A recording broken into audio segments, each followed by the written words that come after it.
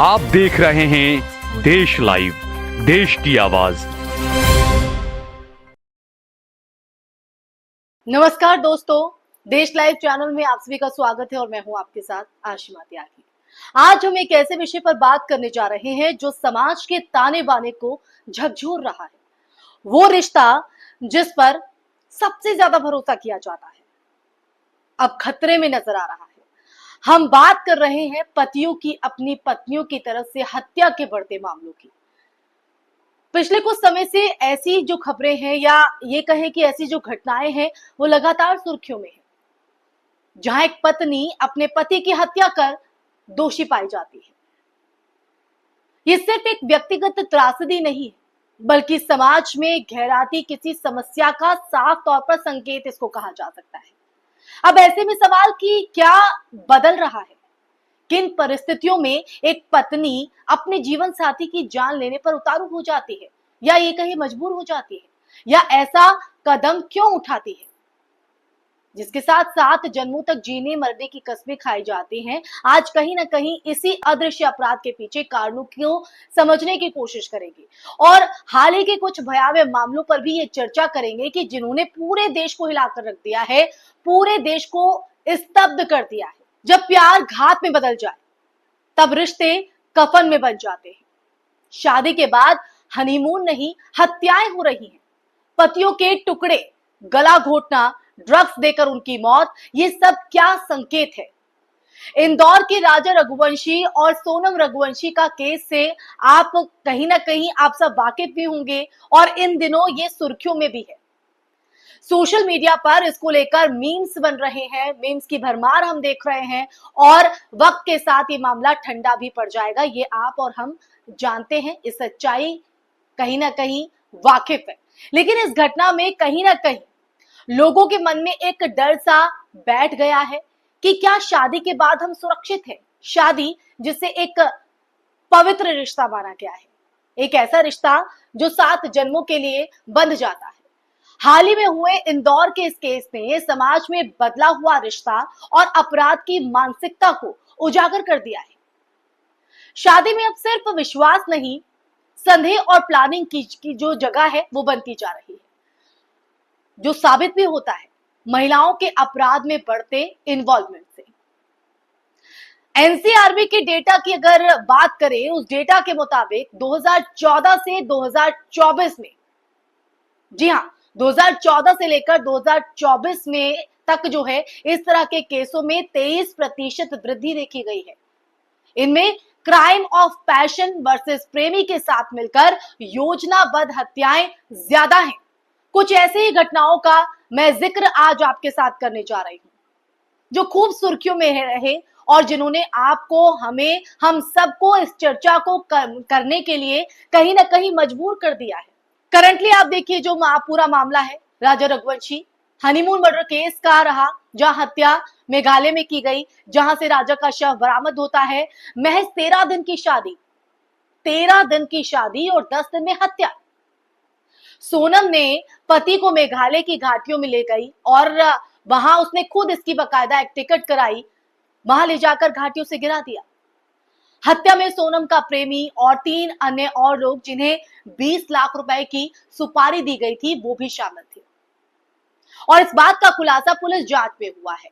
GPS location, call recording और hotel CCTV ने इस पूरे मामले का खुलासा करने में मदद की और अब भी लगातार सोनम से पूछताछ की जा रही है, जिसके बाद अब समाज में पूर्वोत्तर के खिलाफ नफरत पनप रही है। और कई ऐसी एक्ट्रेसेस है, जिसमें चुम धारण की हम बात करें तो उन्होंने इसका कहीं ना कहीं विरोध किया है कि आखिर पूर्वोत्तर की छवि क्यों खराब की जा रही है, पूर्वोत्तर को लेकर गुस्सा क्यों है। बढ़ते हैं आगे। ये सिर्फ सोनम रघुवंशी का मामला नहीं है। दूसरा मामला मेरठ ड्रम मर्डर केस आपको याद होगा और उसमें भी आपने देखा कि सोशल मीडिया पर किस तरह से मीम्स बन रहे थे। मुस्कान ने नेवी ऑफिसर पति की हत्या की, प्रेमी साहिल के साथ मिलकर शवों को टुकड़े में काटा गया, प्लास्टिक और सीमेंट में वे पैक करके एक ड्रम में डाल दिया गया, नीले रंग का वो ड्रम, जिसके बाद पति समाज खौफ में था। फर्श के नीचे दबी हड्डियां बरामद की गई। मुस्कान ने बयान दिया कि वो जबरदस्ती करता था, इसलिए मारा, लेकिन रिकॉर्ड जो खंगाले गए, जो जांच में सामने आया, वो तमाम ये बयान झूठे साबित हुए। अब अगले केस की तरफ बढ़ते हैं। ये भी मेरठ से ही है। स्नेक बाइट फर्जीवाड़ा आपने सुना होगा, जहां पत्नी रविता ने पति को प्रेमी के साथ मिलकर गला घोटकर फिर शव के पास सांप का जहर रख दिया।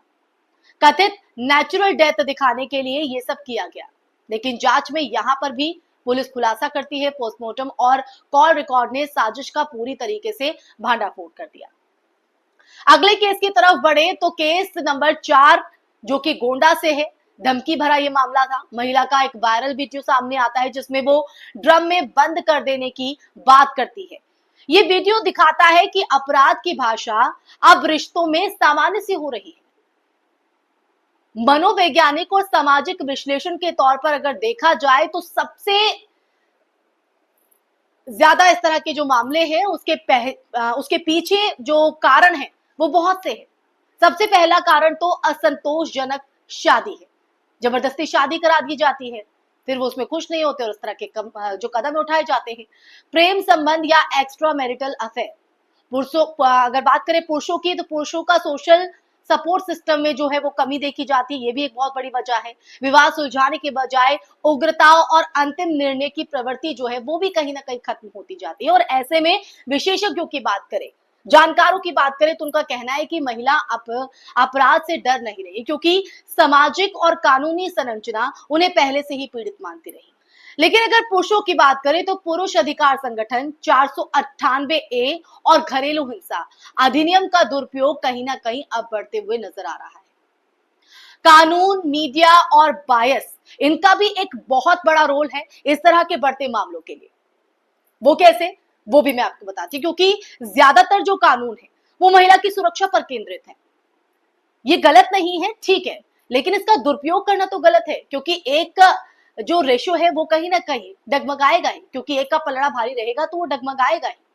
ऐसे में बैलेंस किया जाना बेहद जरूरी है, क्योंकि कुछ ऐसी चुनिंदा महिलाओं की वजह से जो आधी आबादी है वो बदनाम होती है।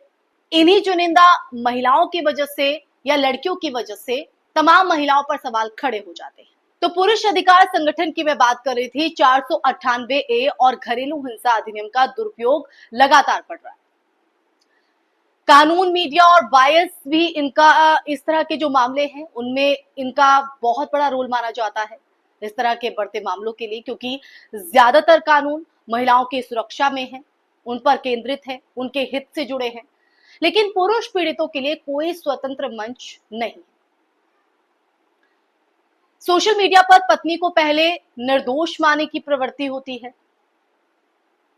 ये वो पॉइंट्स हैं जिन पर बात करना जरूरी हो जाता है। पुलिस की अगर बात करें तो पुलिस भी कभी कभी महिला के झूठे बयान के आधार पर पति के परिवार को और पति को जेल में डाल देती है, उन्हें टॉर्चर किया जाता है। ऐसे में निष्कर्ष और समाधान तो कहीं ना कहीं यही निकलता है, जब तक समाज पति की भी पीड़ा को नहीं समझेगा तब तक रिश्तों में सुरक्षा अधूरी है। हमें चाहिए जेंडर न्यूट्रल कानून, शादी से पहले काउंसलिंग और दोनों पक्षों की कानूनी सुरक्षा, कॉल टू एक्शन। ऐसे में आपकी क्या राय है? क्या भारत को पुरुष आयोग की जरूरत है? क्या झूठे केस पर भी महिलाओं को सजा मिलनी चाहिए? कहीं ना कहीं ये सवाल वाजिब है। ये सवाल इसलिए जरूरी है कि हम एक ऐसे समाज का निर्माण करें जहां रिश्तों में हिंसा के लिए कोई जगह ना हो, जहां विश्वास हो, वो विश्वास जिसका खून ना हो, बल्कि विश्वास और प्यार का जो राज है वो यहां पर इस रिश्ते में देखा जाए। क्योंकि हिंसा की अगर बात करें तो किसी भी समस्या का समाधान हिंसा नहीं है। अगर आप या आपके आसपास कोई भी ऐसे हालातों से गुजर रहा है, कोई भी, तो मदद के लिए आगे आए या मदद मांगे। अगर आप नहीं कर सकते हैं, आपको नहीं समझ में आ रहा है कि सिचुएशन से कैसे निकलना है, तो आप मदद मांगे, क्योंकि एक स्वस्थ समाज ही स्वस्थ रिश्तों का निर्माण कर सकता है। आपको लगता है, आपकी क्या राय है? अगर आपको ये वीडियो पसंद आया है तो आप इसे लाइक कीजिए और ज्यादा से ज्यादा लोगों तक पहुंचाइए, उन्हें शेयर कीजिए, ताकि आप भी जागरूक हों और आपके साथ आपके आसपास रहने वाले भी जागरूक हों, क्योंकि वो भी अपराधी और अपराध से बच सके। इसी के साथ इस वीडियो में फिलहाल के लिए बस इतना ही, लेकिन जाते जाते सवाल यही है कि एक स्वस्थ समाज का निर्माण हम कैसे करेंगे। नमस्कार।